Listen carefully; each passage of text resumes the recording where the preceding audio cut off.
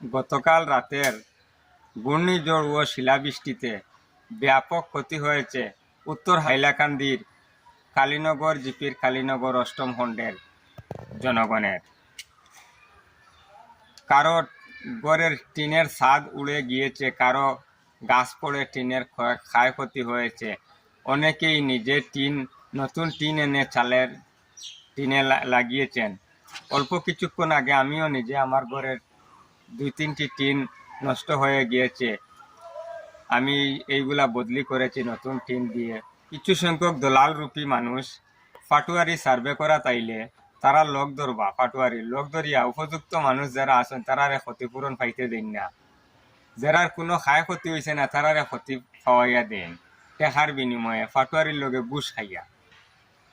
এমনকি এটার জ্বলন্ত প্রমাণ হইল কালীনগর অষ্টম খণ্ডের মধ্যে যে সময় ফ্লাড হয়েছিল, ফ্লাডের সময় শুধুমাত্র আমার ঘরটা ডুবাইছে আস্তে অষ্টমের মধ্যে ফুবর গুফাটোর পার থেকে লইয়া ফুবর লাস্ট মাথা পর্যন্ত। কিন্তু দেখা গেছে আমি উপযুক্ত ক্ষতিপূরণ না পাইয়া যারা কোনো ঘর ডুবাইছে না তারা 95,000 টাকা পর্যন্ত পাইছে না, আর আমি একটা টাকাও পাইছি না। তো প্রকৃতভাবে এটারে সার্ভে না করিয়া সড়কও বইয়া মানুষের একজনের বাড়িতে বইয়া সার্ভে করাইয়া দিলাইন, আর উপযুক্ত মানুষ এই ক্ষতিপূরণ পাইন না।